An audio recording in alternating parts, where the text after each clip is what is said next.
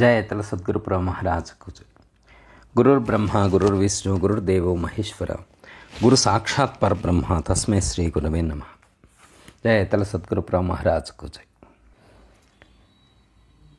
గత వీడియోలో మంత్ర జపం గూర్చి, మంత్ర ధ్యానం గూర్చి, మంత్ర అనుష్ఠానం, వాటి యొక్క నియమాలు, పద్ధతుల గురించి కొన్ని విషయాలు మనం చెప్పుకోవటం అనేటువంటిది జరిగింది. దాని కంటిన్యూషన్గా మరికొన్ని విషయాలు ఈ వీడియోలో కూడా చెప్పుకునేటువంటి ప్రయత్నం చేద్దాం. అయితే మంత్ర అనుష్ఠానం చేసేటువంటి వాళ్ళకి ఒక ప్రశ్న ఉదయిస్తుంది.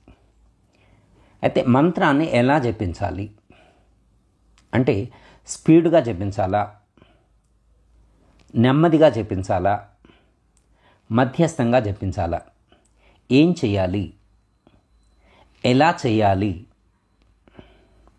అనేటువంటి ప్రశ్నలు మనకు వినిపిస్తూ ఉంటాయి. అంటే కొంతమంది చాలా వేగంగా మంత్రాన్ని అనుష్ఠానం చేస్తూ ఉంటారు, కొంతమంది చాలా నెమ్మదిగా అనుష్ఠానం చేస్తూ ఉంటారు, కొంతమంది వేగానికి ప్రాధాన్యత ఇస్తారు, కొంతమంది నిదానంగా స్మరణ చేయటానికి, జపం చేయటానికి ప్రయత్నం చేస్తారు. ఏది కరెక్టు అంటే, మంత్రం స్పీడ్గా జపించాలా, నిదానంగా జపించాలా అంటే వీటి వల్ల ఏమైనా మార్పులు ఉంటాయా?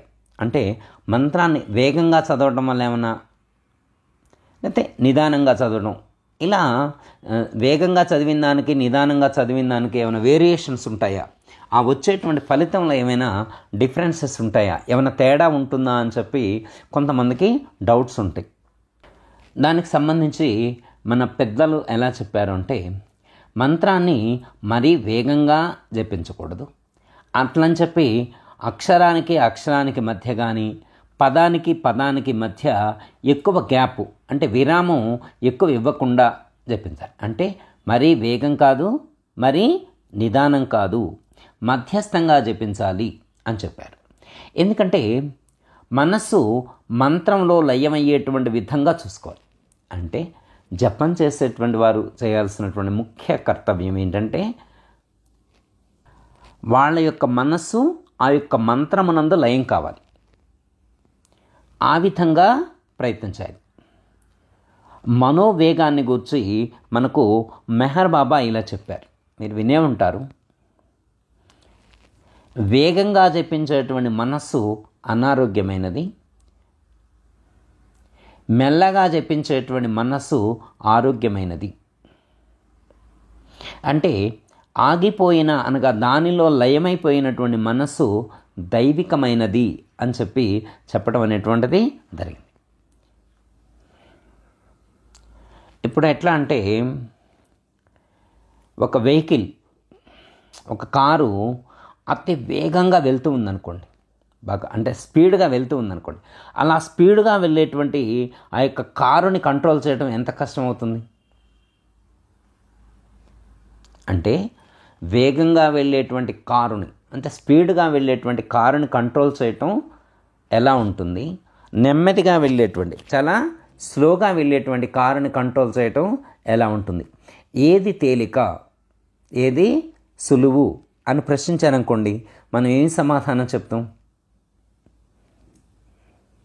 అంటే నిదానంగా వెళ్ళేటువంటి కారుని కంట్రోల్ చేయటం చాలా తేలిక అని చెప్తాం, వేగంగా వెళ్ళేటువంటి దాన్ని కంట్రోల్ చేయడం చాలా కష్టం అని చెప్తాం.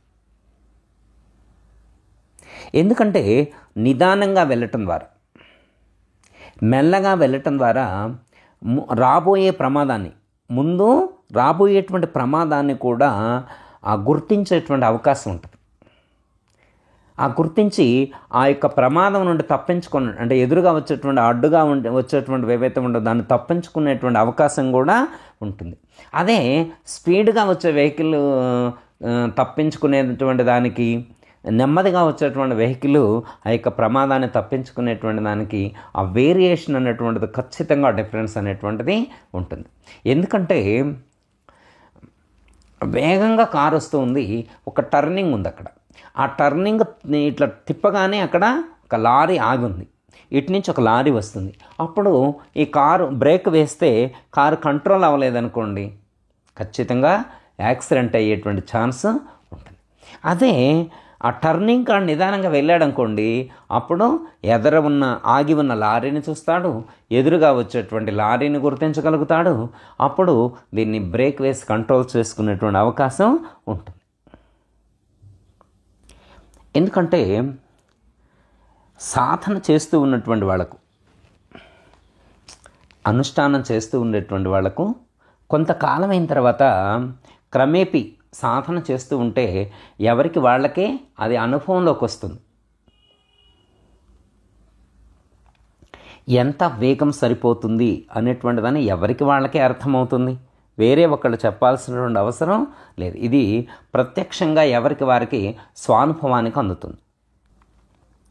నిరంతరం నిలకడగా క్రమపద్ధతిగా మంత్ర అనుష్ఠానం చేయటం వల్ల, అంటే అలా చెయ్యగా కొంతకాలానికి మంత్రభావం, మంత్ర ప్రభావం అనేటువంటిది మన మనస్సు యొక్క ఉపరితలం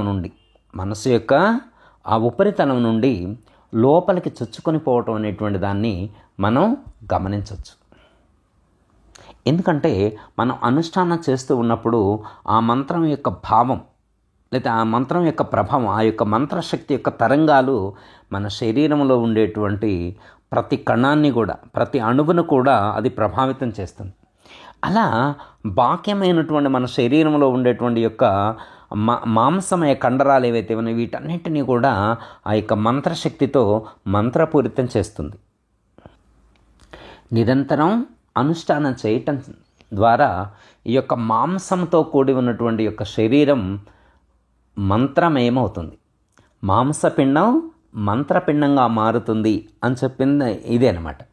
అంటే నిరంతరం మనం అనుష్ఠానం చేయగా జపం చేయగా ఏమవుతుందంటే మన శరీరంలో ఉన్నటువంటి అణువణువునందు కూడా ఆ మంత్రశక్తి తరంగాలు నిండి ఉంటాయి. అంటే మాంసమయ కండరంగా ఉన్నటువంటి మాంసమయ శరీరం మంత్రమయమవుతుంది. దాన్ని మనం గుర్తించగలుగుతాం. ఎవరికి వాళ్ళ యొక్క స్వానుభవంగా వాళ్ళది మాంసపిండమా మంత్రపిండమా అనేటువంటిది బోధపడుతుంది. ఇప్పుడు ఉదాహరణకి గ్రంథాలతో నిండితే దాన్ని గ్రంథాలయం అన్నారు, పుస్తకాలతో నిండితే పుస్తకాలయం అన్నారు, చెట్లతో నిండితే అది అడవి అన్నారు, దేవుళ్ళతో నిండితే దేవాలయం అన్నారు. అదే ఈ శరీరం మంత్రాలతో నింపబడితే, దుఃఖాలతో నిండితే దుఃఖాలయం, పుస్తకాలతో నిండితే పుస్తకాలయం, గ్రంథాలతో నిండితే గ్రంథాలయం. అలాగే మన శరీరం మంత్రాలతో నిండితే, మన శరీరం మంత్రాలతో నింపబడితే మంత్రాలయం అవుతుంది. అందుకే మనం మంత్రాలయంగా మార్చాలి. మాంసమయంగా ఉన్నటువంటి శరీరాన్ని నిరంతర మంత్ర జపం చేత మంత్రాలయంగా మార్చాలి. శరీరంలో ఉన్నటువంటి అణువణువునందు కూడా ఆ యొక్క మంత్రశక్తిని నింపగలగాలి. అప్పుడు ఇది మంత్రపిండం అవుతుంది. అప్పుడు ఇది నీ ఆధీనంలోకి వస్తుంది. ఎప్పుడైతే ఆ భౌతిక పొరలు, శరీరం యొక్క ఉపరితలం ఏదైతే ఉన్నదో ఈ భౌతికమైనటువంటి మాంసమయం మంత్రాలతో నిండిన తర్వాత అప్పుడు మనస్సులోకి ప్రవేశిస్తుంది మంత్రశక్తి. అంటే మనం అనుష్ఠానం చేసేటువంటి శక్తి బాహ్యం నుండి అంతరంలోకి, బయట నుండి లోపలికి లోపలికి చొచ్చుకొని పోయేటువంటి ప్రయత్నం చేస్తుంది. మనల్ని బయట నుండి లోపలికి, లోపల నుండి బయటకు పవిత్రులను చేస్తుంది, పరిశుద్ధులను చేస్తుంది. మనలో ఉన్నటువంటి మలినాలన్నిటినీ కూడా నిర్వీర్యం చేస్తుంది. మాలిన్యాన్ని మొత్తాన్ని కూడా కడిగి వేస్తుంది. కడిగిన ముత్యంలా మనం పవిత్రంగా ఉంటాం. నిర్మలమైనటువంటి వాక్యాంతరాలతో మనం ప్రకాశిస్తూ ఉంటాం.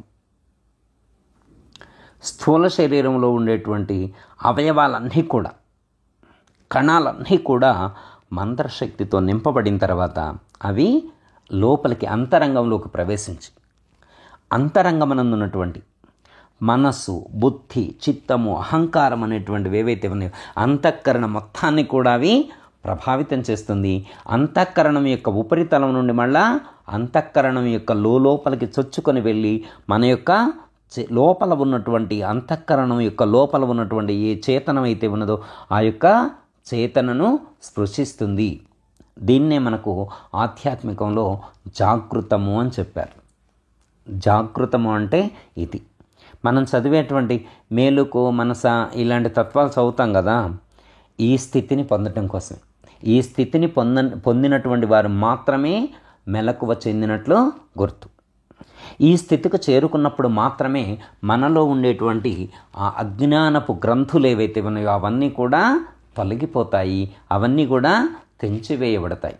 అంధకారం అనేటువంటి అజ్ఞానం అనేటువంటి అంధకారం నశిస్తుంది. అప్పుడు మనకు నిజమైనటువంటి మెలకువ అనేటువంటిది వస్తుంది. యోగ పరిభాషలో అయితే దీన్ని కుండలిని జాగృతం అని కూడా చెప్తారు. కొంతమంది ఆధ్యాత్మిక మార్గంలో వివేకం సిద్ధించింది అని కొంతమంది చెప్తారు. కొంతమంది బుద్ధి వికసించింది అని కూడా చెప్తారు. కొంతమంది జ్ఞానోదయమైంది అని చెప్తారు. కొంతమంది జ్ఞానోదయం అంటారు, కొంతమంది కుండలిని జాగృతం అంటారు, కొంతమందికి వివేకం ఉదయించింది అని చెప్తారు, బుద్ధి వికసించింది అని చెప్పి రకరకాలుగా చెప్తారు. భగవద్గీతలో అయితే శ్రీకృష్ణ పరమాత్మ దీన్ని ఏమని చెప్పారంటే దదామి బుద్ధి యోగం అని చెప్పారు. దదామి బుద్ధి యోగం అన్నారు. అంటే మీకు 10వ అధ్యాయంలో 10వ శ్లోకంలో చెప్తారు, తేషాం సతతయుక్తానాం భజతాం ప్రీతిపూర్వకం దదామి బుద్ధియోగం తం ఏనా మాముపయాంతితే అని చెప్పారు. తేషాం సతతయుక్తానం, నిరంతరం కూడా ఎవరైతే నన్నే భజిస్తారో. ఎలా చెప్పారో భజించేదానికి కూడా?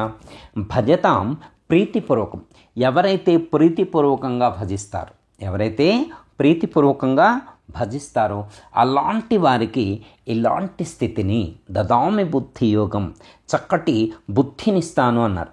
చక్కటి బుద్ధి యోగాన్ని ప్రసాదిస్తాను అంటే ఏంటర్థం?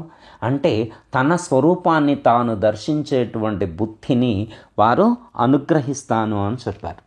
ఇక్కడ భజతాం ప్రీతిపూర్వకం అన్నారు. ఇక్కడ ఆ స్థితిని పొందాలనుకున్నటువంటి వాళ్ళు, అంటే జాగృతం కావాలనుకున్నటువంటి వారు, అంటే తన్ను తాను దర్శించాలనుకున్నటువంటి వారు ఏం చేయాలంటే భజతాం ప్రీతిపూర్వకం అన్నారు. ప్రీతిపూర్వకంగా భజించాలి, ఇష్టంతో సాధన చేయాలి. ఈ యొక్క సాధన ఎలా చేయాలి అంటే ఇష్టంతో చేయాలి, నామినల్గా చేయకూడదు, మొక్కుబడిగా చేయకూడదు. చాలామందిని చూడండి మీరు, ఈ లోకంలో ఏవేవో లౌకికమైనటువంటి ప్రయోజనాల కోసం సాధన చేసేటువంటి వారు చాలామంది మనకు కనిపిస్తూ ఉంటారు. ఇక్కడ లౌకిక ప్రయోజనాల కోసం కానీ స్వార్థ ప్రయోజనాల కోసం కానీ అనుష్ఠానం చేయకూడదు. నామినల్గా చేస్తే వచ్చేటువంటి ప్రయోజనం కాదు. నామినల్గా ఏదో టెంపరీగా చేసేటువంటి సాధన వల్ల ఇలాంటి సిద్ధి కలగదు. ఎందుకంటే లౌకికమైనటువంటి ప్రయోజనాల కోసం కూడా చాలామంది సాధన చేస్తూ ఉంటారు, మంత్ర అనుష్ఠానాలు కూడా లోకంలో చేస్తూ ఉంటారు. ఓకే, అవి చేయటం ద్వారా వచ్చేటువంటి ప్రయోజనం అది కూడా వస్తుంది. ఓకే, దానివల్ల కూడా ఇక్కడేం చెప్పట్లేదు, అవి రావు అని కూడా చెప్పట్లేదు. ఓకే, ఎవరిష్టం వాళ్ళది. లౌకికమైనటువంటి ప్రయోజనాలు కావాలనుకున్నటువంటి వాళ్ళు ఆ యొక్క లౌకిక ప్రయోజనాలను దృష్టిలో ఉంచుకొని అనుష్ఠానం చేస్తే వాళ్ళకు అవి సిద్ధిస్తాయి. కానీ ఇక్కడ శ్రీకృష్ణ పరమాత్మ చెప్పింది కానీ మన పెద్దలు సూచించింది కానీ ఏంటంటే భజతాం ప్రీతిపూర్వకం, ఎవరైతే ప్రీతిపూర్వకంగా ఆ యొక్క పరమాత్మను భజిస్తారో, మంత్రాన్ని అనుష్ఠానం చేస్తారో, తేషాం సతతయుక్తానాం, నిరంతరం కూడా సతతయుక్తానాం అంటే సతతము అంటే ఎల్లప్పుడూ నిరంతరం కూడా నన్నే భజిస్తారు, నన్నే సేవిస్తారు, నన్నే ధ్యానిస్తారు, నన్నే అనుష్ఠానం చేస్తారు. అలాంటి వారికి దదామి బుద్ధి యోగం, చక్కటి బుద్ధినిస్తాను. వారికి ఏమిస్తాను? బుద్ధి యోగాన్ని ప్రసాదిస్తాను. ఎందుకండి ఈ బుద్ధి యోగం? ఎందుకండి అంటే మిమ్మల్ని జాగృతం చేస్తాను, మిమ్మల్ని అజ్ఞానం అనేటువంటి నిద్ర నుండి మేల్కొల్పుతాను అని చెప్పినట్లు అర్థం. ఇప్పుడు అజ్ఞానం అనేటువంటి నిద్రలో నుండి మేల్కోవడం వల్ల ఏం ప్రయోజనం కలుగుతుంది అంటే తానెవరు అనేటువంటి సత్యము బోధపడుతుంది. తానెవరు, తనకు పరమాత్మకు ఉండేటువంటి సంబంధం ఏంటి, తాను పరమాత్మ కంటే భిన్నం కాదు, తాను పరమాత్మలో ఒక భాగమని, తాను పరమాత్మ యొక్క స్వరూపమే అనేటువంటి సత్యము సాధకుడికి బోధపడుతుంది. ఇది మంత్ర అనుష్ఠానం ద్వారా కలిగేటువంటి ప్రయోజనం. మంత్ర అనుష్ఠానం ఎందుకు అని చెప్పి చాలామంది టేక్ ఇట్ ఈజీగా తీసేస్తారు. కానీ భగవద్గీతలో శ్రీకృష్ణ పరమాత్మ టేక్ ఇట్ ఈజీ అని చెప్పలేదు. ఏమంటున్నారంటే భజతాం ప్రీతిపూర్వకం.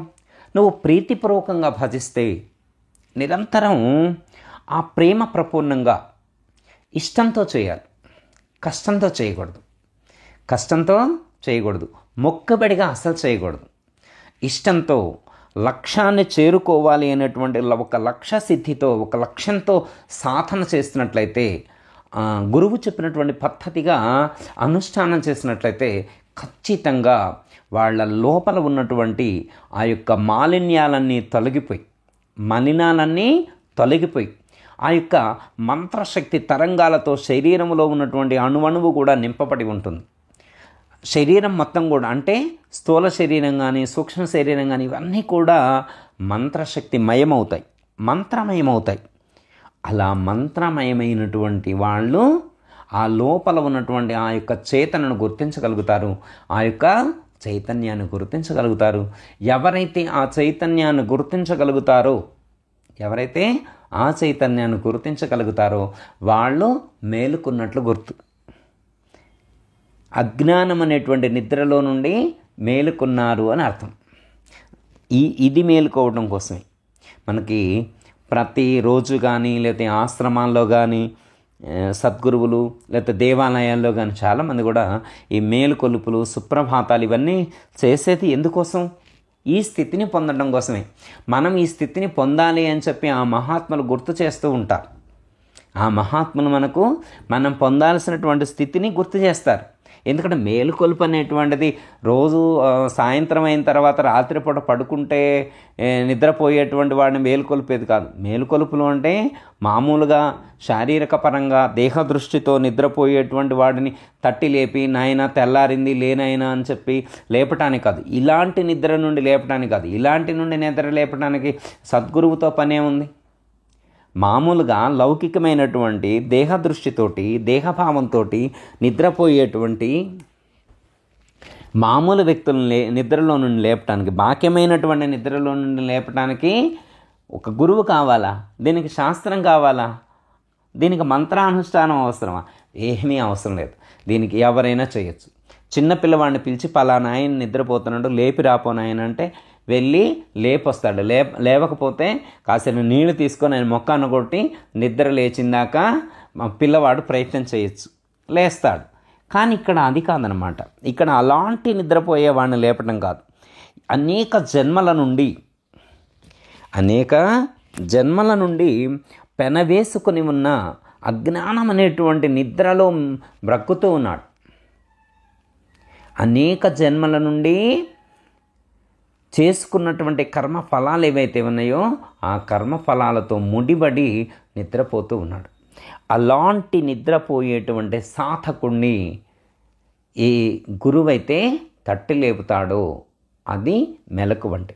ఇక్కడ సద్గురువు చెప్పినటువంటి పద్ధతిలో అనుష్ఠానం చేయటం ద్వారా, గురువు చెప్పినటువంటి పద్ధతిగా సాధన చేయటం ద్వారా, అనుష్ఠానం చేయటం ద్వారా వాళ్ళ యొక్క బుద్ధి జాగృతమవుతుంది. వాళ్లకు నిత్యానిత్య వివేక స్థితి కలుగుతుంది. ఏది నిత్యమో ఏది అనిత్యమో అనేటువంటి స్థితి వాళ్లకు స్వానుభవపూర్వకంగా ఏర్పడుతుంది. మళ్ళీ వేరే ఒకళ్ళు వివరించవలసినటువంటి అవసరం లేకుండానే వాళ్లకు ఆ స్థితి ప్రాప్తిస్తుంది. అందుకోసమే ఇంత నిష్టగా, ఇంత శ్రద్ధగా అనుష్ఠానం చేయాలని చెప్పింది.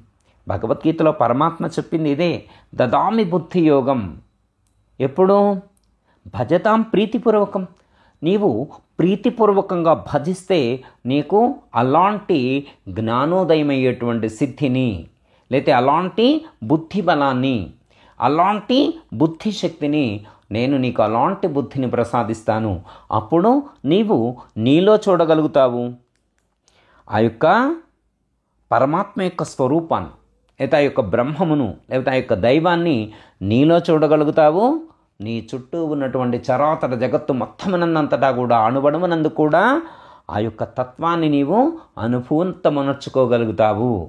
అలాంటి స్థితి నీకు సిద్ధిస్తుంది అని చెప్పారు. అయితే మంత్ర అనుష్ఠానం గురించి చెప్పారు. ఆ మంత్ర అనుష్ఠానం చేస్తే ఎలాంటి ప్రయోజనం కలుగుతుందో చెప్పారు. అయితే ఈ యొక్క సాధన అనేటువంటిది ఎంతకాలం చేయాలి? ఇప్పుడు ఈ యొక్క మంత్ర అనుష్ఠానం ప్రారంభించిన తర్వాత ఎంతకాలం సాధన చేస్తే ఆ యొక్క లక్ష్య సిద్ధి అనేటువంటిది కలుగుతుంది, ఆ యొక్క జాగృతి కలుగుతుంది, ఆ యొక్క మెలకువ అనేటువంటిది సాధకుడికి ఎంతకాలం సాధన చేస్తే ప్రాప్తిస్తుంది అని చెప్పే ప్రశ్న చాలామంది అడుగుతూ ఉంటారు. అయితే మన పెద్దలు దానికి ఒక కాల నియమం అనేటువంటి దాన్ని చెప్పలేదు. ఎందుకంటే సాధకుడి యొక్క సాధనా బలం, సాధకుడి యొక్క శ్రద్ధ, సాధకుడి యొక్క ప్రయత్నం, సాధకుడి యొక్క నమ్మకం, వీటన్నిటితో పాటు సాధకుడి యొక్క పూర్వజన్మ సుకృతం ఏదైతే ఉన్నదో అది కూడా ఈ యొక్క సాధకుడిని ప్రభావితం చేస్తుంది. అంటే ఒక సాధకుడు ఎంతకాలం అనుష్ఠానం చేస్తే, ఎంతకాలం సాధన చేస్తే ఆ యొక్క మంత్రసిద్ధిని సాధించగలడు అనేటువంటి దానికి మనకు ఏమని చెప్తున్నారు పెద్దలు అంటే, ఒక నియమం అనేటువంటిది, ఒక టైం అనేటువంటిది, గ్యారంటీ టైం అనేటువంటిది లేదు. ఇంత టైంకే నీకు ఇది సిద్ధిస్తుంది అనేటువంటిది లేదు. ఇప్పుడు ఉదాహరణకు ఒక కాలేజీకి వెళ్తూ ఉన్నారు చాలామంది. అందులో ఇప్పుడు డిగ్రీ చదివే వాళ్ళు ఉన్నారనుకోండి. ఆ డిగ్రీ చదివే వాళ్ళలో ఆ యొక్క సెక్షన్లో 100 మంది ఉన్నారు. ఈ 100 మంది పాస్ అవుతారా అని ప్రశ్న వేస్తాననుకోండి, ఎవరు చెప్తారు? ఎవరు పాస్ అవుతారు, ఎవరు పాస్ అవ్వరు అనే దానికి సమాధానం ఏం చెప్తారు? అంటే ఫలానా వాళ్ళు పాస్ అవుతారు అన్న దానికి ఎవరు ఖచ్చితంగా చెప్పరు. కాకపోతే ఏంటంటే ఎవరైతే అక్కడ మాస్టర్సు లేదా అక్కడ లెక్చరర్స్ చెప్పేటువంటి ఆ పాఠాలు శ్రద్ధగా వింటాడో, ఆ విన్న పాఠాన్ని వాళ్ళ యొక్క పరీక్షలో ఎగ్జామ్లో ప్రజెంట్ చేస్తారో వాళ్ళు ఖచ్చితంగా ఉత్తీర్ణత సాధిస్తారు అని చెప్పవచ్చు. అలాగే ఇక్కడ కూడా ఎవరైతే పూర్వజన్మ సుకృతాన్ని బట్టి, అలాగే ఈ జన్మలో చేసేటువంటి ప్రయత్నాన్ని బట్టి, ప్రయత్నం అంటే కూడా వాళ్ళ యొక్క సద్గురువు చెప్పినటువంటి పద్ధతిగా ఎవరైతే ప్రయత్నం చేస్తారు, గురువు చెప్పింది చెప్పినట్లుగా ప్రయత్నం చేసినటువంటి వాళ్ళు లక్ష్యాన్ని చేరుకుంటారు. ఎవరైతే గురువు ఒకటి చెప్తే ఇంకోటి చేస్తారు, గురువు ఒకటి చెబితే వీళ్ళు ఇంకొకటి చేస్తారో వాళ్ళకు ఆ లక్ష్య సిద్ధి అనేటువంటిది కలగదు. చూడండి, కొంతమంది అనేకమైనటువంటి గురువులను ఆశ్రయిస్తూ ఉంటారు. కొన్ని రోజులు ఒక గురువు దగ్గర ఒక మంత్రాన్ని అనుష్ఠానం చేస్తారు. మళ్ళీ కొంతకాలం అయిన తర్వాత ఈ గురువును మార్చి ఇంకో గురువు దగ్గరికి వెళతారు, అక్కడ ఇంకో మంత్రాన్ని అనుష్ఠానం చేస్తారు. ఇలా అనేకమైనటువంటి మంత్రాలను మార్చుతూ, అనేకమైనటువంటి గురువులను మార్చుతూ ఆ సాధన చేయటం వల్ల వాళ్ళు అసలు ముందుకు పోలేరు. వాళ్ళు ముందుకు అనేటువంటిది పోలేరు. ఎట్లా అంటే చిన్న ఎగ్జాంపుల్, ఒక ఆయన ఒక బావి తవ్వటానికి ప్రయత్నం చేస్తూ ఉన్నాడు. ఆ బావి తవ్వేటువంటి ఆ బోరింగ్ వాళ్ళను పిలిచాడు. ఆ బోరింగ్ వెహికల్ వచ్చింది. ఒక చోట 100 ఫీట్స్ వేశాడు. 100 ఫీట్స్ వేశాడు. నీళ్లు రావట్లేదని చెప్పి ఇంకో చోట 200 అడుగులు వేశాడు. అక్కడ నీళ్ళు రావట్లేదని ఇంకో చోట ఇంకో 200 అడుగులు వేశాడు. ఇంకో చోట ఇంకో 100 అడుగులు వేశాడు. నీళ్లు పడతాయా? ఒక చోట 100 వేశాడు, ఇంకో చోట 200, ఇంకో చోట 200, ఇంకో చోట 100 ఇట్లా వేశాడు. కానీ అతడు ఈ యొక్క ఫస్ట్ వేసిన 100, తర్వాత 200, తర్వాత 200, 400 ప్లస్ 100 500, తర్వాత 100 600. ఈ యొక్క 600 అడుగులు ఒకే చోట వేస్తే, అన్ని చోట్ల కాకుండా ఒకే చోట వేస్తే ఖచ్చితంగా అతనికి ఎప్పుడో నీళ్లు పడి, బోరింగ్లో ఎప్పుడో నీళ్ళు వచ్చాయి. అర్థమైంది కదా? అక్కడ 100 అడుగులు, అక్కడ 100 అడుగులు, అక్కడ 100 అడుగులు అంటే మార్చటం ద్వారా అతనికి నీళ్లు పడలేదు. అలాగే సాధకుడు కూడా ఆ గురువు దగ్గర కొంతకాలం, ఈ గురువు దగ్గర ఇంకొంతకాలం, ఇంకో గురువు దగ్గర ఇంకొంతకాలం సాధన చేస్తూ, గురువులను మార్చుతూ, మంత్రాలను మార్చుతూ, సాధనా విధానాన్ని, అనుష్ఠాన విధులను మార్చుకుంటూ వెళ్ళేటువంటి సాధకుడు ఎప్పటికీ కూడా లక్ష్యాన్ని చేరుకోలేడు అని చెప్పటం అనేటువంటిది జరిగింది. అందుకే ఏమన్నానంటే, గురువు కోసం అన్వేషణ చేసి ఒక సద్గురువుని సెలెక్ట్ చేసుకొని ఒక సాంప్రదాయబద్ధమైనటువంటి సద్గురువుని ఆశ్రయించి ఆ సాంప్రదాయబద్ధమైనటువంటి సద్గురువు ద్వారా ఒక మంత్రాన్ని గ్రహించి మంత్రోపదేశాన్ని పొంది ఆ మంత్రాన్ని ఆ గురువు చెప్పినటువంటి పద్ధతిగా విశ్వాసంతో, నమ్మకంతో, శ్రద్ధగా, పట్టుదలతో అనుష్ఠానం చేసినట్టయితే అతి తక్కువ సమయంలో ఆ యొక్క లక్ష్యాన్ని చేరుకునేటువంటి అవకాశం ఉంటుంది.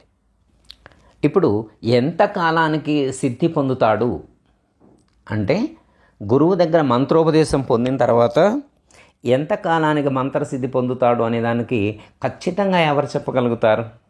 వాళ్ళ యొక్క సాధన మీద ఆధారపడి ఉంటుంది. అది చిన్న ఎగ్జాంపుల్, ఒకడు ఒక చోట ఒక చెట్టు నాటాడు.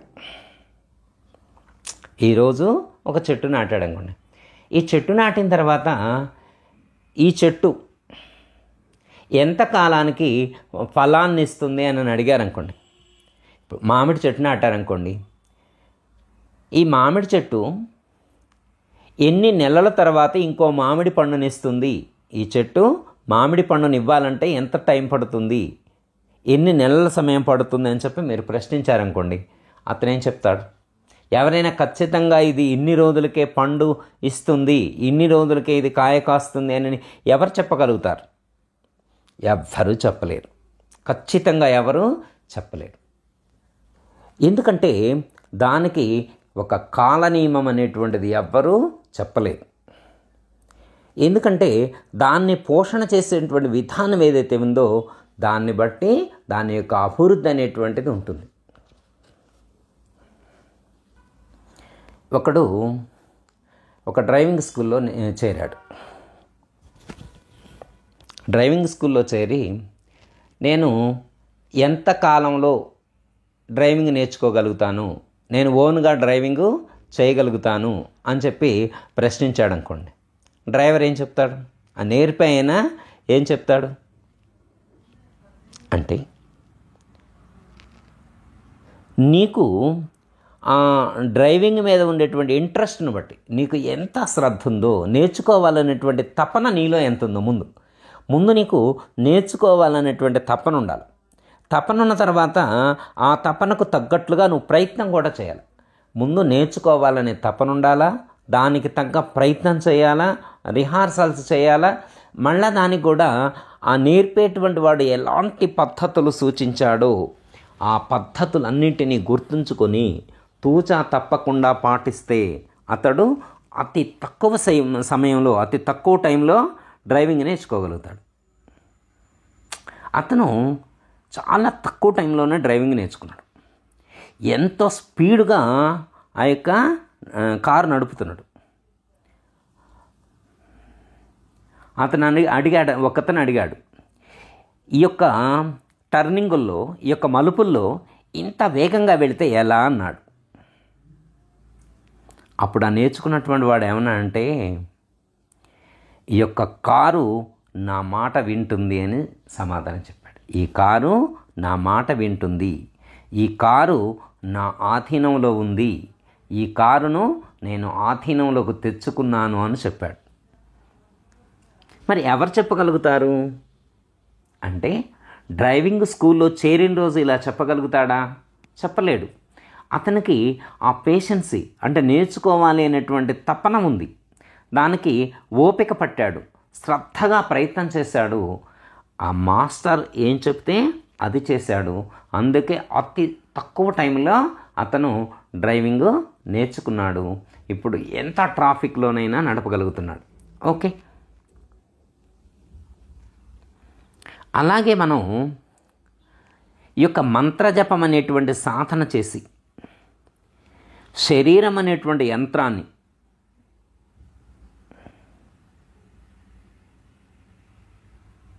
మన ఆధీనంలోకి తెచ్చుకోవాలంటే ఎంత టైం పడుతుంది? మనం చేయాల్సింది శరీరం అనేటువంటి యంత్రాన్ని ఆ మంత్రజపం అనేటువంటి సాధన చేసి మన కంట్రోల్లోకి తెచ్చుకోవాలి. అది ఎంత టైము అంటే మనకున్నటువంటి తపన, మనకున్నటువంటి ప్రయత్న బలం, మనకున్నటువంటి పూర్వజన్మ సుకృతం, వీటన్నిటిని బట్టి ఆ యొక్క ఎంత టైము అనేటువంటిది నిర్ధారించబడుతుంది. అప్పుడు మన యొక్క శరీరం కానీ, మన యొక్క మనస్సు కానీ మన యొక్క ఆధీనంలోకి వస్తాయి. ఇప్పుడు ఆ డ్రైవర్ చెప్పాడు కదా, ఈ యొక్క కారు నా ఆధీనంలో ఉంది అన్నాడు కదా, అలాగే ఈ యొక్క శరీరం నా ఆధీనంలో ఉంది, ఈ యొక్క మనసు నా ఆధీనంలో ఉంది అని చెప్పగలుగుతాడు. ఎందుకంటే మీకు ఒక విషయం గుర్తు చేస్తాను. పాల్ బ్రంటన్ గారు మన ఇండియాను విజిట్ చేసినప్పుడు ఒక యోగా గురువు దగ్గరికి వెళ్తాడు. ఆ యొక్క యోగా గురువు ఏం చేస్తారంటే అతనికి ఈ యొక్క శరీరం మీద ఉన్నటువంటి అన్ని అవయవాల మీద పట్టుంది. అయితే శరీరంలో ఉండేటువంటి బయటకు కనిపించేటువంటి కాళ్ళు, చేతులు వీటి మీదనే కాదు, లోపల ఉన్నటువంటి ఆర్గాన్స్ మీద కూడా ఆయనకు ఆ యొక్క పట్టుత్వం ఉంది. ఆ యొక్క పట్టు సాధించాడు. ఆయన ఏం చేశాడంటే లోపల ఉన్నటువంటి హార్ట్ను కూడా స్తంభింపచేశాడు. ఇప్పుడు హార్ట్ కొట్టుకుంటుంది కదా, నిమిషానికి 60 సార్లు 70 సార్లు కొట్టుకుంటూ lub dub lub dub lub dub అంటూ ఉంటుందని చెప్పాం కదా. అయితే అలా ఆ యోగి పాల్ బ్రంటన్ వచ్చినప్పుడు ఆ యోగి పాల్ బ్రంటన్ యొక్క చెయ్యిని తన హార్ట్ మీద పెట్టి క్రమేపీ దాని యొక్క వేగాన్ని తగ్గించుకుంటూ వచ్చి ఆ యొక్క హార్ట్ను కూడా స్తంభింపచేశాడు. దాన్ని ప్రత్యక్షంగా ఇతను గమనించాడు పాల్ బ్రంటన్. చూడండి, అంటే సాధన ద్వారా చాలామంది మహాత్ములు తమ యొక్క శరీరం మీద, శరీరంలో ఉండేటువంటి అవయవాల మీద, అలాగే మనస్సు మీద, ఇంద్రియాల మీద పట్టు సాధించారు. ఇది ఎప్పుడు ఎవరైతే ప్రాక్టీస్ చేస్తారో, ఎవరైతే వాళ్ళ గురువులు ఏమి సూచించారో ఆ పద్ధతిగా ప్రయత్నం చేసినప్పుడు మాత్రమే వాళ్ళు ఆ యొక్క పట్టు సాధించగలుగుతారు, లేకపోతే సాధించలేరు. ఎందుకంటే ఈ మానవ జన్మ అత్యంత విలువైనటువంటిది. ఎన్నో జన్మలలో చేసినటువంటి పుణ్యఫల విశేషంగా మనకి ఈరోజు ఇది ప్రాప్తించింది. దాన్ని ఇప్పుడే ఈ జన్మలోనే మనం వినియోగించి సార్థకం చేసుకునేటువంటి ప్రయత్నం చేయాలి. కాలాన్ని వృధా చేయకూడదు. వ్యావహారికమైనటువంటి లౌకిక సుఖాల కోసం బానిస కాకూడదు. ఇంద్రియాలను ఆధీనంలోకి తెచ్చుకొని లక్ష్యాన్ని గుర్తు చేస్తూ లక్ష్యం వైపు అడుగులేసినప్పుడు మాత్రమే ఈ జన్మకు ఒక అర్థం, ఒక పరమార్థం, ఓ సార్థకత అనేటువంటిది చేకూరుతుంది. లేకపోతే ఏమాత్రం కూడా ఉపయోగం ఉండదు. ఎప్పుడు మనం కందార్థం చదువుకున్నాం. మానవ జన్మము మకిలో దానవులకు దొరకబోదు దయతో వినుమా, నానా జన్మల పుణ్యము చానా అర్పించి నీవు జనించినావు, దానిని నీవు ఎట్లుంచినావు,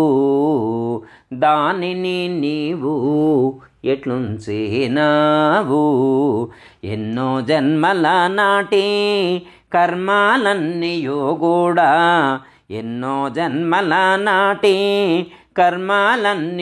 కూడా, సున్నా చేసేటే మరుగు సూటి తెలియుట కొరకై,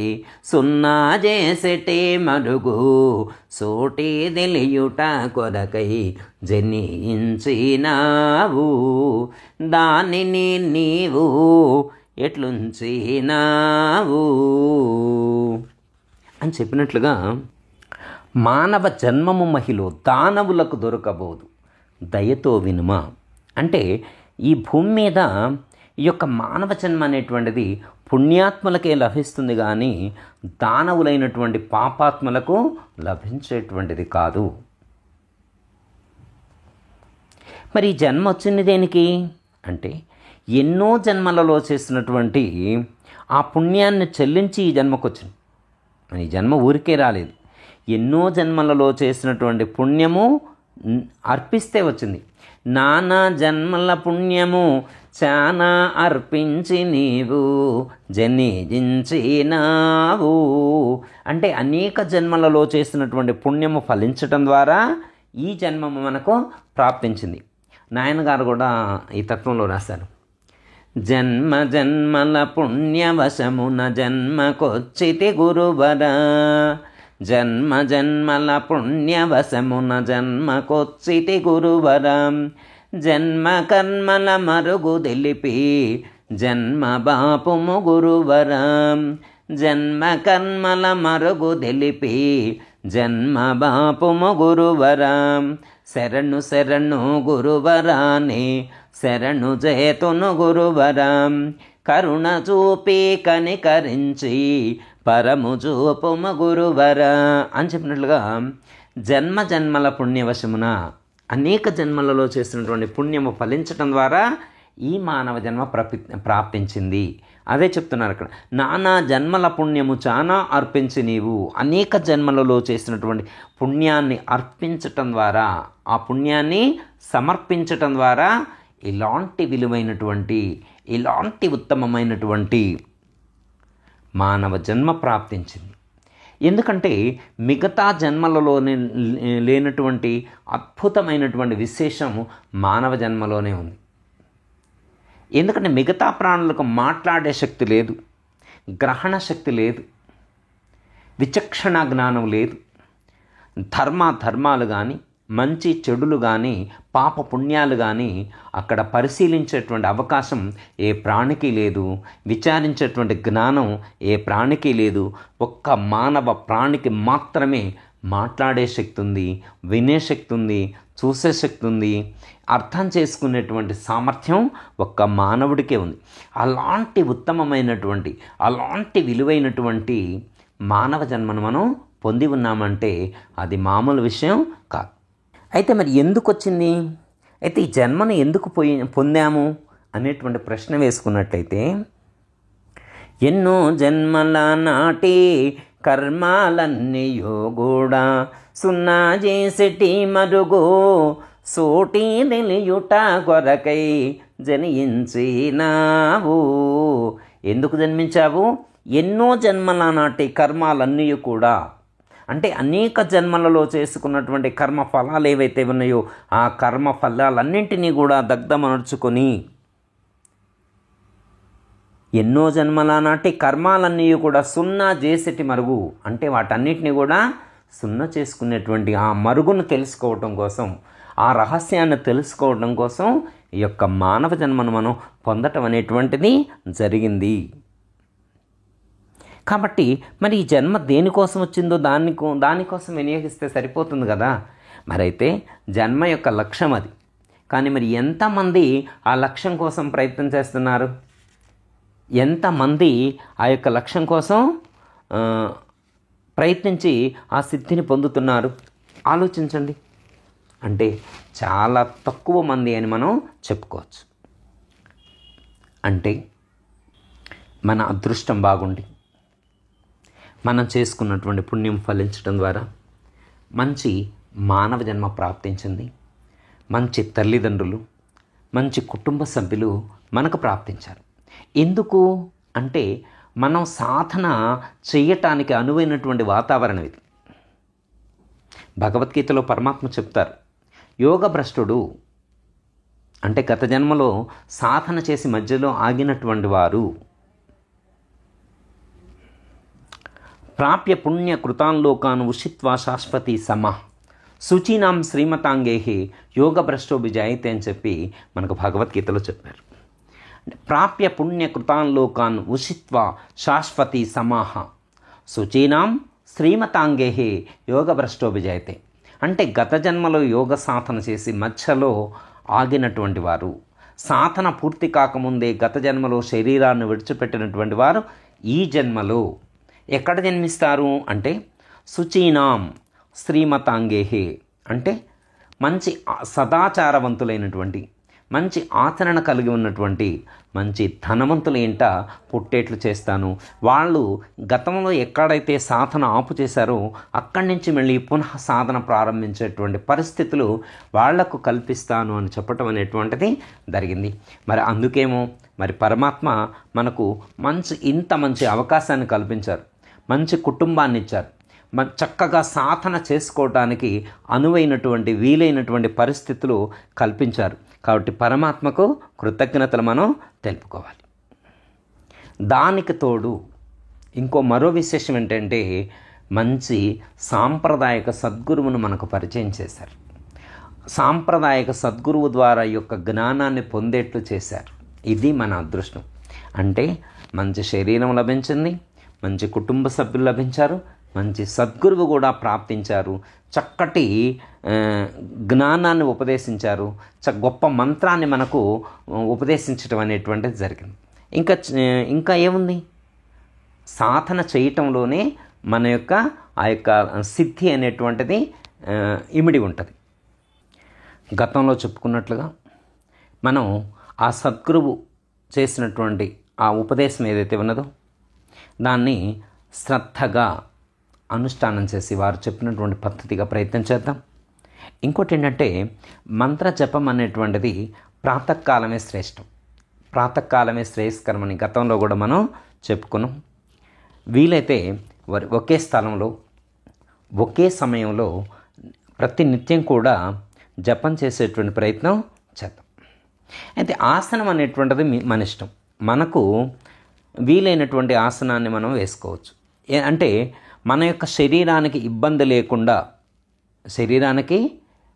లేకుండా కంఫర్ట్గా ఉండేట్లుగా, అంటే ఎక్కువసేపు కూర్చోవడానికి ఏ ఆసనం వీలైతే ఆ ఆసనం వేసుకోవచ్చు. అది పద్మాసనమా, స్వస్తికాసనమా, వజ్రాసనమా అని మన ఇష్టం. సుఖాసనం వేసుకోవచ్చు. ఎందుకంటే ఆసనం అనేటువంటిది మన ఇష్టం. మనకు వీలైనటువంటి, మన శరీరానికి మన పరిస్థితులకు తగినటువంటి ఆసనాన్ని సెలెక్ట్ చేసుకొని సాధన ప్రారంభించవచ్చు. ఇంకో ముఖ్యమైనటువంటి విషయం ఏంటంటే, ప్రతిరోజు కూడా సాత్విక ఆహారం తీసుకోవటం మంచిది.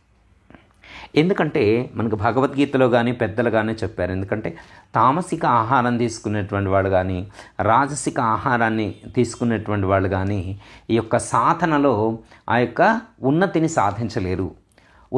ఉన్నత శిఖరానికి చేరుకోవాలి అనేటువంటి తపన ఉండేటువంటి సాధకుడు ఈ యొక్క ఆహార నియమాలు కూడా పాటించడం అనేటువంటిది అత్యంత ప్రధానమైనటువంటి విషయం. ఎందుకంటే లోపల రాజసం, రజోగుణము, తమోగుణం ఉన్నటువంటి వాళ్లకు ఆ మనసులో ఆ వికాసం అనేటువంటిది కలగదు. ఎవరైతే సాత్విక ఆహారాన్ని సేవిస్తూ ఉంటారో వారికి ఈ యొక్క సాధన సులువవుతుంది. ఇంకోటి మితాహారం. సాత్విక ఆహారంతో పాటు మితాహారం, భగవదర్పితాహారం, ఇలా ధర్మార్జితాహారం, ఇలాంటి ఆహార నియమాలు పాటించడం వల్ల ఎక్కువ ప్రయోజనం అనేటువంటిది చేకూరుతుంది. ఇంకోటి, ఈ యొక్క సాధన చేసేటువంటి సాధకులకి పాటించాల్సినటువంటి నియమాల్లో పెద్దలు ఎప్పుడు చెప్తుంటారు, అబద్ధాలు పలకూడదు. ఎందుకంటే అబద్ధం ఆడటం వల్ల కూడా వాళ్ళ యొక్క శక్తిని కోల్పోతారు. చాలామంది మాట ఇచ్చి తప్పుకుంటూ ఉంటారు, మాట మీద నిలబడరు. ఎందుకంటే ఇలా మాట ఇచ్చి తప్పుకోవటం వల్ల కూడా ఆ యొక్క లక్ష్యాన్ని చేరుకోలేరు. నాయనగారు ఎప్పుడూ ఒక మాట అనేవారు, అమ్మగారు కూడా ఒక మాట చెప్తూ ఉండేవారు, మాటకు ప్రాణము సత్యము అన్నారు. ఒక మాట ఇస్తే ఆ మాటకు కట్టుబడి జీవించాలి. దట్స్ ఆల్, అంతే. అది కష్టమైన, సుఖమైన, నష్టమైన, లాభమైన, ఎలాంటి పరిస్థితులు కల్పించబడినప్పటికీ కూడా ఒక మాట ఇస్తే ఆ మాటకు కట్టుబడి జీవించాలి. నాయనగారు చాలా సందర్భాల్లో ఎవరికైనా ఫలానా రోజు మీ ఇంటికి వస్తాను అంటే ఎన్ని ఇబ్బందులు వచ్చినా వచ్చి తీరేవారు. అయ్యో పరిస్థితులు అనుకూలించలేదు, నేను వెళ్ళను అని చెప్పి అలా ఉండేవారు కాదు. వస్తా అంటే ఎంత టైం అయినా కానీ, ఆ రోజు ఎంత టైం అయినా కానీ, ఉదయం అంటే ఉదయం కుదరకపోయినా కానీ ఆ ప్రయత్నంలోనే ఉండేవారు, అక్కడికి వెళ్ళే ప్రయత్నంలోనే ఉండేవారు. కనీసం ఆ వస్తాను అంటే వచ్చి తీరినట్టే. అంత ఖచ్చితంగా వారి మాట నియమాన్ని పాటించారు. ఇంకోటి, ఆ మాట నియమాల్లో మాటలు మాట్లాడేటువంటి దాంట్లో చాలా పొదుపు పాటించాలి. ఎందుకంటే మాటల ద్వారా మన యొక్క శక్తి ఖర్చు అయిపోద్ది. మాట నియంత్రణ వల్ల మనం శక్తిని కొంత పొదుపు చేసుకునేటువంటి అవకాశం ఉంటుంది. అందుకే అనవసరంగా వాగ్దానాలు చేయొద్దు. చేతగాని మాటలు మాట్లాడొద్దు. అవసరమైనంత వరకే మాట్లాడాలి.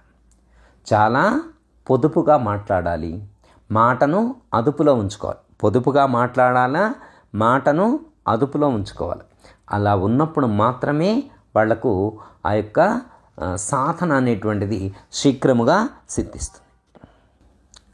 ఈ యొక్క మాట నియమాల గురించి చెప్పేప్పుడు మన పెద్దలు ఏమని చెప్పారంటే, చాలామంది పెద్దలు ఇవి పాటించారు. ఏదైనా వాళ్ళు ఒక మాట మాట్లాడేప్పుడు, ఏదైనా ఒక మాట మాట్లాడాలి అంటే ఆ మాట్లాడే ముందు ఆ యొక్క వాళ్ళ మనస్సును 3 ప్రశ్నలు వేసి ప్రశ్నించుకునేవారు. వాళ్ళు 3 ప్రశ్నలు ప్రశ్నించుకునేటువంటి వాళ్ళు.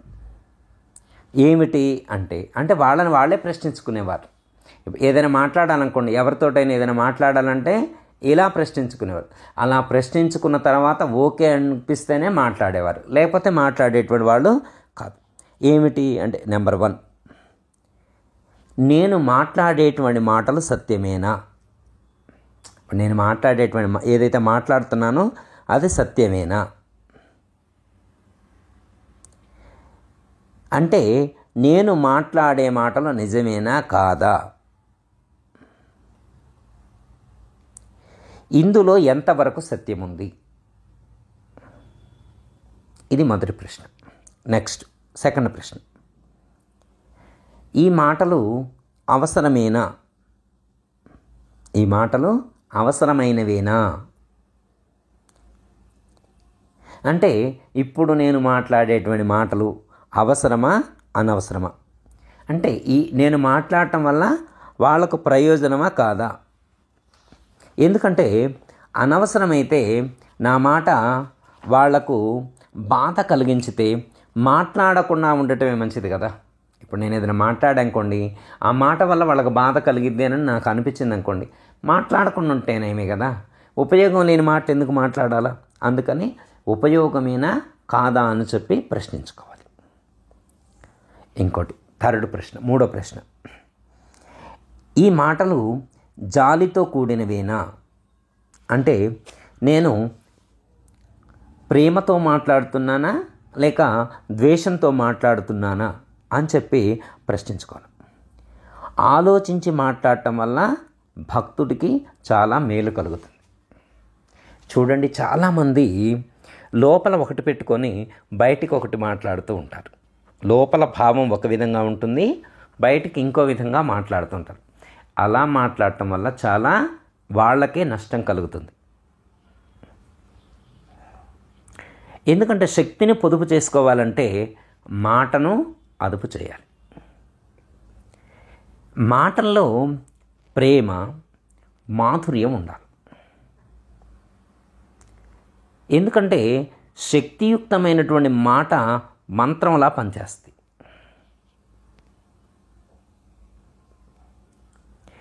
చూడండి, మీరు మంత్రసిద్ధులు అని వింటాం కదా. ఆ మంత్రసిద్ధుల యొక్క వాక్యాన్ని, వాళ్ళ యొక్క వాక్కును ఈ యొక్క ప్రకృతి ఆమోదిస్తుంది.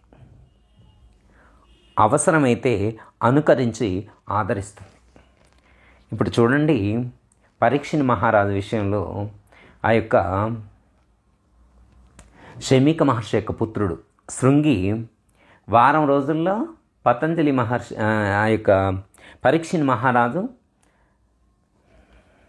పలానా సర్పం చేత మరణించాలి అని చెప్పి శాపం పెట్టాడు. చూడండి, ఆయన చెప్పిన వాక్యాన్ని ప్రకృతి ఆమోదించి ఖచ్చితంగా ఆ సమయానికి అమలు జరిగేట్టు చేస్తుంది. అంటే మహాత్ముల యొక్క వాక్యానికి అంత శక్తి ఉంది. వాళ్ళ యొక్క వాక్యాన్ని ఒక మంత్ర సమానంలా ఈ యొక్క ప్రకృతి స్వీకరిస్తుంది. సాధకులు కోపాన్ని తగ్గించుకోవాలి, కోరికలను నిగ్రహించుకోవాలి. ఒకవేళ ఏవైనా కోరికలు ఉంటే అవి ధర్మబద్ధమై ఉండాలి. ద్వేషాన్ని విడిచిపెట్టాలి. ఇంకోటి, ప్రేమను పెంచుకోవాలి. సమస్త ప్రాణుల ఎడల కూడా దయ కలిగి ఉండాలి. సత్యము, ధర్మము, అహింస ఇలాంటి సద్గుణాలు అలవర్చుకోవాలి. లోపల ఏమైనా దుర్గుణాలు ఉంటే వాటిని విడిచిపెట్టాలి. ఇలా ఎవరైతే చేస్తారో వాళ్లకు శీఘ్రముగా, అతి శీఘ్రముగా వాళ్ళ యొక్క లక్ష్యం ఏదైతే ఉంటుందో ఫలప్రాప్తి అనేటువంటిది కలుగుతుంది. మంత్ర జపం చాలా సులువైనటువంటిది. మంత్ర జపం కానీ, ఈ యొక్క మంత్ర ధ్యానం కానీ చాలా తేలిక. ఇంకోటి, ఈ యొక్క జపం చేయటానికి డబ్బులతో పని లేదు. చూడండి, మీరు లోకంలో ఏదైనా సాధన చేయాలంటే, ఒక యాత్ర వెళ్ళాలన్నా, ఒక హోమం చేయాలన్నా, ఒక పూజ చేయాలన్నా డబ్బులు కావాలి. కానీ మంత్రానుష్ఠానానికి, మంత్రాన్ని జపం చేయటానికి, మంత్ర ధ్యానం చేయటానికి పైసలతో పనే ఉంది, వీటికి డబ్బులతో పనే ఉంది. ఎలాంటి రూపాయి కూడా ఖర్చు లేదు. పోనీ దీనికి ఏమైనా కష్టపడాలా, ఇదేమైనా ప్రదక్షిణ చేయాలా, కష్టపడే పని కూడా లేదు. శారీరక శ్రమ అస్సలే లేదు. ఈ యొక్క మంత్ర సాధన అనేటువంటిది ఒకళ్ళ మీద ఆధారపడి ఉండేటువంటిది కాదు. మన ఇష్టం వచ్చినంతసేపు చేసుకోవచ్చు. ఎంతసేపు చేతనైతే అంతసేపు చేసుకోవచ్చు. మంత్రం చిన్నది కావచ్చు, జపం కూడా చిన్నదే కావచ్చు. అలా అని చెప్పి దాన్ని చులకన చేసి చూడదు. దానివల్ల ఎన్నో అద్భుతాలు జరుగుతాయి, ఎన్నో ప్రయోజనాలు కలుగుతాయి. ఎన్నో బంధాల నుండి, అలవాట్ల నుండి, ఆలోచనల నుండి, అనేకమైనటువంటి వాసనల నుండి మనల్ని విడగొట్టి సంస్కరించి సవరిస్తుంది, సన్మార్గంలో నడిపించేట్టు చేస్తుంది. శారీరకపరమైనటువంటి, మానసిక సంబంధమైనటువంటి ఏవైతే రుగ్మతలు ఉన్నాయో, మానసిక వ్యాధులు ఏవైతే ఉన్నాయో వాటన్నిటినీ తొలగించి తేజస్సుని అనుగ్రహిస్తుంది. మనకు అంటే దానివల్ల ఈ ప్రయోజనం వస్తుంది అని మనకు తెలిసినా తెలియకపోయినా కానీ ఖచ్చితంగా వచ్చి తీరుతుంది. ఇప్పుడు బ్యాంకులో మనం ఎఫ్డి వేసామనుకోండి, ఒక 10 లక్షలు ఎఫ్డి వేసామనుకోండి, మనకు తెలిసినా తెలియకపోయినా ఆటోమేటిక్గా ఇంట్రెస్ట్ అనేటువంటిది మన అకౌంట్లో జమ అవుతుంటుంది. అలాగే ఇది కూడా అన్నమాట. సాధన చేసుకుంటూ వెళ్తే మనకు తెలిసినా తెలియకపోయినా దాని ద్వారా రావాల్సినటువంటి ప్రయోజనం ఖచ్చితంగా వచ్చి తీరుతుంది. ఒకతనికి హెడేక్ వచ్చింది, మెడికల్ షాప్కి వెళ్ళాడు, అతను ఒక ట్యాబ్లెట్ ఇచ్చాడు, వేసుకున్నాడు, తలనొప్పి తగ్గింది. అయితే ఇప్పుడు ఈ ట్యాబ్లెట్ వేసుకున్నటువంటి వాడికి అది ఏ ఊర్లో తయారైంది, ఏ కంపెనీలో తయారైంది, అది అందులో ఏ మెడిసిన్ ఉంది, అవన్నీ అవసరం లేదు. తలకాయ నొప్పి వచ్చింది, ట్యాబ్లెట్ వేసుకున్నాడు, తగ్గింది. అలాగే ఇతనికి ప్రాబ్లం వచ్చింది, గురువు దగ్గరికి వెళ్ళాడు, మంత్రోపదేశం చేశాడు, సాధన చేశాడు, ఫలితం వచ్చి తీరుతుంది. అంతే, దట్స్ ఆల్. అంటే దానికి సంబంధించినటువంటి ఎక్కువ లోతుగా నీకు తెలియకపోయినప్పటికీ కూడా, దాని లోతు నీకు తెలియకపోయినా కానీ ఒక గురువుని నమ్ముకొని ఆ పద్ధతిగా మనం అనుష్ఠానం చేసి, ఆ పద్ధతిగా మనం అడుగులు వేసుకుంటూ వారి మార్గంలో మనం ఆచరించితే ఖచ్చితంగా ఆ లక్ష్యాన్ని అతి సులువుగా చేరుకుంటాం. అందులో ఏమాత్రం సందేహం లేదు. ఎందుకంటే ఏమీ తెలియనటువంటి రత్నాకరుడు రామ మంత్రాన్ని జపించి వాల్మీకి అయ్యాడు. అజామీలుడు నారాయణ అనేటువంటి నామాన్ని ఒక్కసారి పలికినందుకే ముక్తుడయ్యాడని చెప్పి శాస్త్రం చెప్తుంది. పంచాక్షరీ మంత్రాన్ని పఠించడం ద్వారా మార్కండేయుడు మృత్యుంజయుడయ్యాడు అని చెప్పి మనకు చెప్పడం అనేటువంటిది దాని. ఈ విధంగా ఎంతోమంది ఆ యొక్క మంత్ర అనుష్ఠానం ద్వారా ఆ యొక్క లక్ష్యాన్ని చేరుకున్నారు. మంత్రే తీర్థే ద్విజే దైవే దైవజ్ఞే భైషజే గురౌ యాదృశి భావనాయత్ర సిద్ధిర్భవతి తాదృశి అని చెప్పి శాస్త్రంలో చెప్పారు. మంత్రాల యందు కానీ, తీర్థాల యందు కానీ, బ్రాహ్మణుల యందు కానీ, వైద్యుల యందు కానీ, దైవజ్ఞుల యందు కానీ, సద్గురువుల యందు కానీ, దైవమునందు కానీ మనకు ఎలాంటి భావం ఉంటుందో అలాంటి సిద్ధినే పొందుతాం. మంత్రే అంటే మంత్రమునందు, తీర్థే తీర్థమునందు, ద్విజే అంటే బ్రాహ్మణుల యందు, దైవే అంటే దైవజ్ఞుల యందు, భైషజే అంటే వైద్యుల యందు, కురవ్ అంటే గురువునందు, అంటే ఇలాంటి వారి యందు, మంత్రమునందు, తీర్థమునందు, బ్రాహ్మణుల యందు, డాక్టర్ యందు, దైవజ్ఞుల యందు, గురువుల యందు, దైవమునందు మనకు ఎలాంటి భావం ఉంటే అలాంటి సిద్ధిని మనం పొందగలుగుతాం. అంటే ఎంత నమ్మకం ఉంటే అంత ఫలితం వస్తుంది. యద్భావం తద్భవతి. నీ భావము, నీ సాధనే నీ ఫలితాన్ని నిర్దేశిస్తుంది.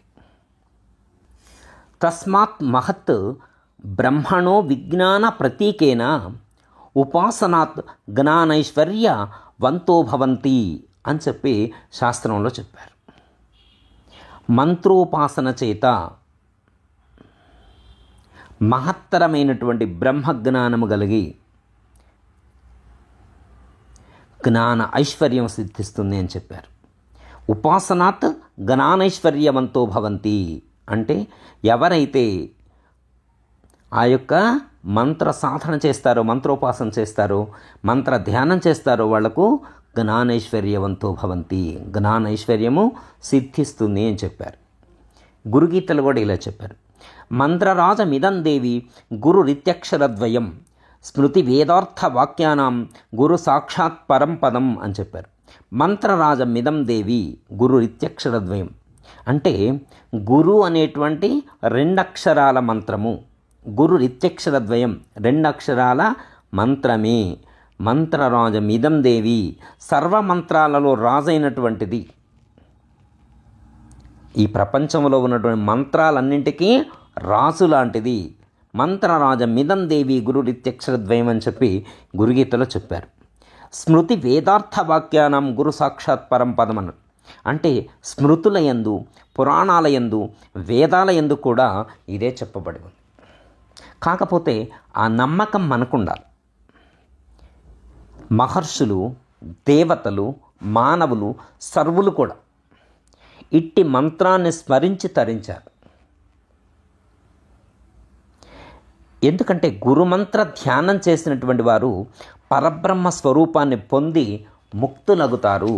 అందులో ఏమాత్రం కూడా సందేహం లేదు అని చెప్పి మనకు పెద్దలు సూచించడం అనేటువంటిది జరిగింది. గురుధ్యానం తథా కృత్వా స్వయం బ్రహ్మమయో భవేత్ పిండే పదే తథారూపే ముక్తాస్తే నాత్ర సంశయ అని చెప్పి గురుగీతలో చెప్పారు. అంటే తుమ్మెద యొక్క ఝుంకార నాదాన్ని ధ్యానం చేసినటువంటి ఒక కీటకం ఏ విధంగా అయితే తుమ్మెద రూపాన్ని పొందిందో, తుమ్మెద ఒక కీటకాన్ని తీసుకొచ్చి ఒక చెక్కకు హోలేసి అందులో ఆ కీటకాన్ని పెట్టి దాని చుట్టూ జుమ్మంటూ నాదం చేస్తుంది. అలా నిరంతరం అది నాదం చేయటం ద్వారా ఆ యొక్క కీటకం కొన్ని రోజులైన తర్వాత ఆ యొక్క చెక్క రంధ్రంలో నుండి తుమ్మెదగా బయటకు వస్తుంది. అంటే ఒక కీటకం నిరంతరం తుమ్మెద యొక్క నాదాన్ని వినటం చేత తుమ్మెద యొక్క రూపాన్ని పొందినట్లుగా, అలాగే ఒక శిష్యుడు నిరంతరం గురుమంత్ర ధ్యానం చేయటం ద్వారా, అంటే నిరంతరం గురుమంత్ర ధ్యానం చేయటం ద్వారా ఆ యొక్క గురుస్వరూపాన్ని పొందుతున్నాడు, పరబ్రహ్మ స్వరూపాన్ని పొందుతున్నాడు. అలాంటి సాధకుడు పిండము, పదము, రూపము అనేటువంటి ఆ యొక్క మూడింటి నుండి కూడా ముక్తిని పొందుతున్నాడు. దీంట్లో ఏమాత్రం కూడా సందేహం లేదు అని చెప్పి గురుగీతలో పరమేశ్వరుడు పార్వతీదేవికి బోధించడం అనేటువంటిది జరిగింది. కాబట్టి మనమందరం కూడా సద్గురుమూర్తి సూచన చేసినటువంటి పద్ధతిగా ఆ యొక్క మంత్ర నియమాలను పాటిస్తూ వారు చెప్పినటువంటి పద్ధతిగా అనుష్ఠానం చేసి ఆ మంత్ర ధ్యానం చేసి ఆ యొక్క లక్ష్యాన్ని చేరుకునేటువంటి ప్రయత్నం చేద్దాం. అందుకోసం వారి యొక్క అనుగ్రహాన్ని, సద్గురుమూర్తి యొక్క అనుగ్రహాన్ని కోరుకుంటూ వారికి నమస్కరిస్తూ సెలవు. జయ సద్గురు ప్రభు మహారాజ్ కూర్చో.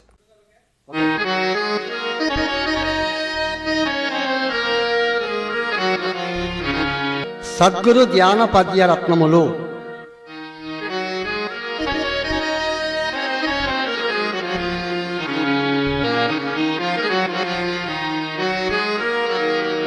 గురు బ్రహ్మ గురు విష్ణు గురు శివుడు యనుచును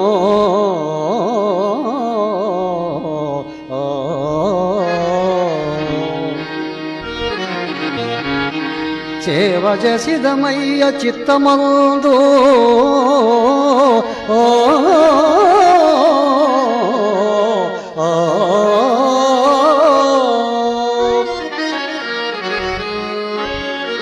గురు మంత్రమెప్పుడు కూర్మితో జపించి సేవ చేసిదమయ్య చిత్తమందు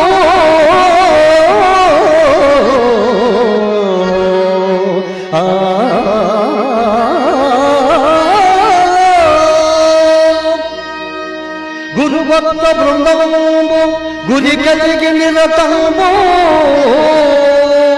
సేవ చేసడమయ్య చిత్తమందో గురు భక్తి సలుపుచు గురు బోధనుచును సేవ చేసడమయ్య చిత్తమందో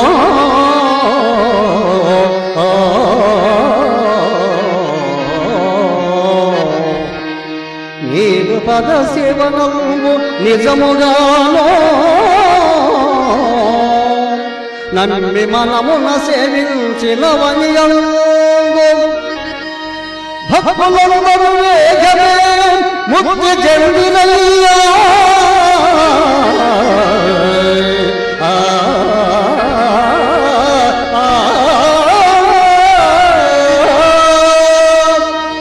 భక్తులందరూ వేగనే ముక్తి చెందినయ్యా దేశికాను సద్గురు దేవదేవా దేశికాను సద్గురు దేవదేవా సద్గురు దేవదేవా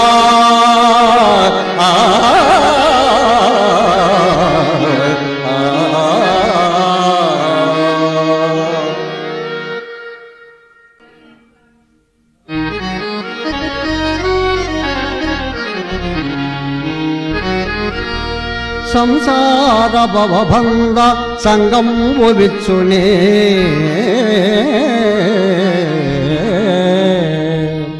గురుమూర్తిని దివ్య కరుణలేక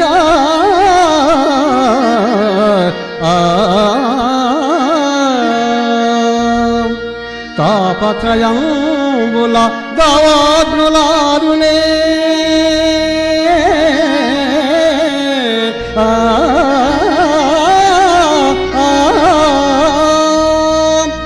గురుమూర్తిని దివ్య కరుణలేఖ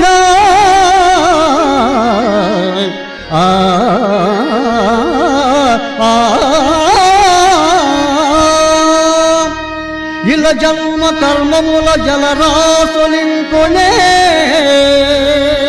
గురుమూర్తిని దివ్య కరుణలేఖ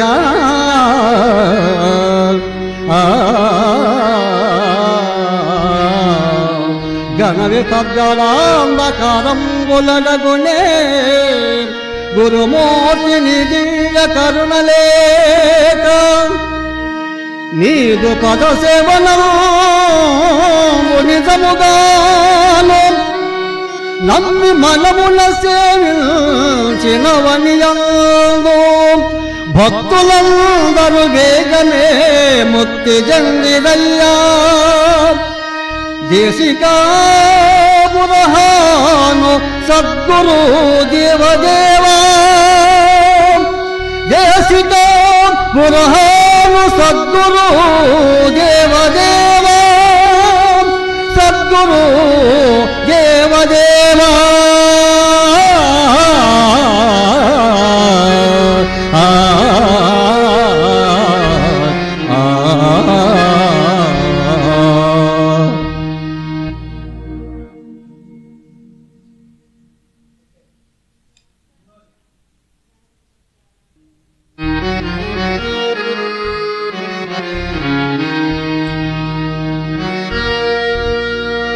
మీ పాదముల పూజ మిగుల పూజించయో మరల జన్మములేని మార్గమరసి మధురమౌ నీ నామ మంత్రము స్మరించి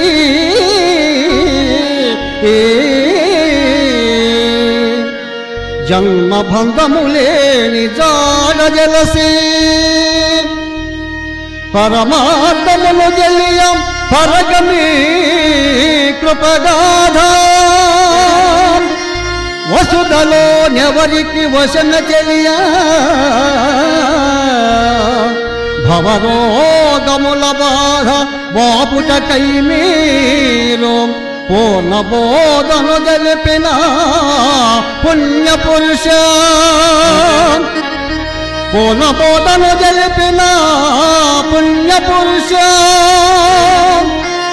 పూర్ణ బోధను తెలిపిన పుణ్యపురుష నీదు పద సేవనంబు నిజముగాను నమ్మి మనమున సేవించినవనియందు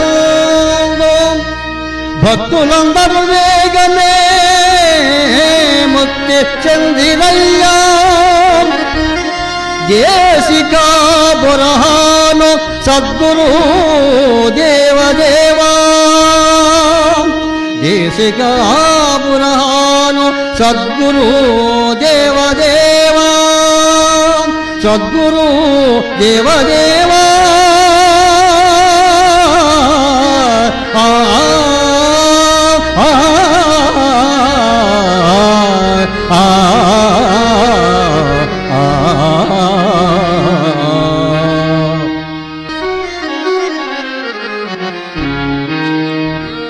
సావు పుట్టుకలేని చక్కని నిజబోధ స్వక్కం బటల్ స్వగసుమీరా ఎరుక మరుపులు లేని పరిపూర్ణ బోధను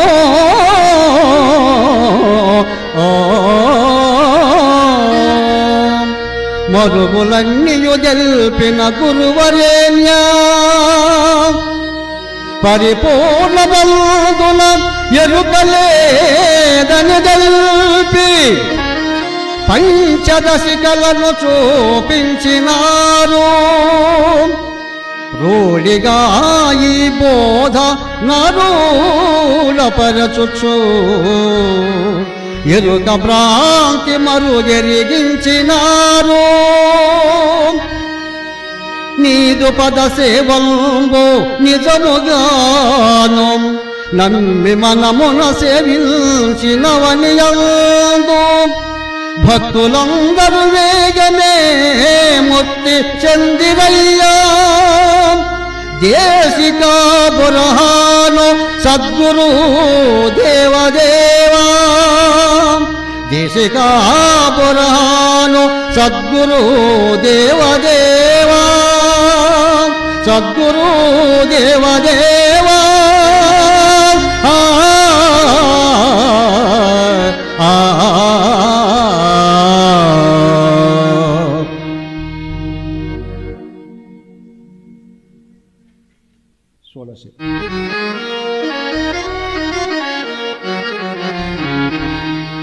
ద్వాదశి పరమనచో షోడశి ఎరుకనచో ఎరుక మరపలో ఎరిగించినావో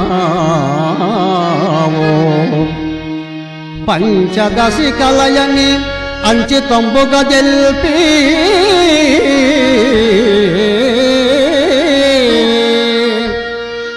సంచితంబులనెల్ల దృంచినావో పరిపూర్ణ బోధయే ధరలోన ముఖ్యమని సఫలంగు బోధ ప్రకటించినావు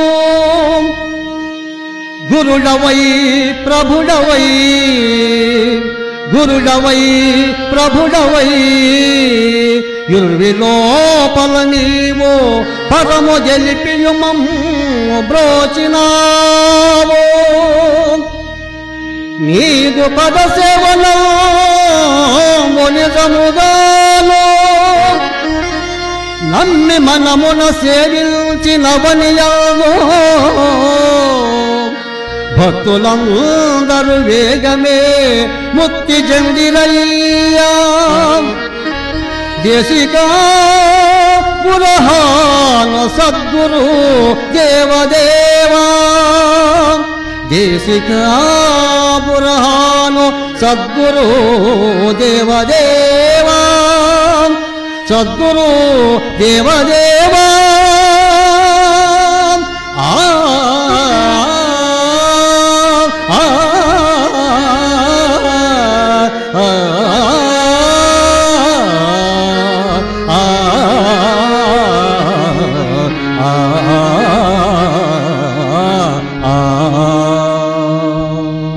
అందరికీ జయ గురు.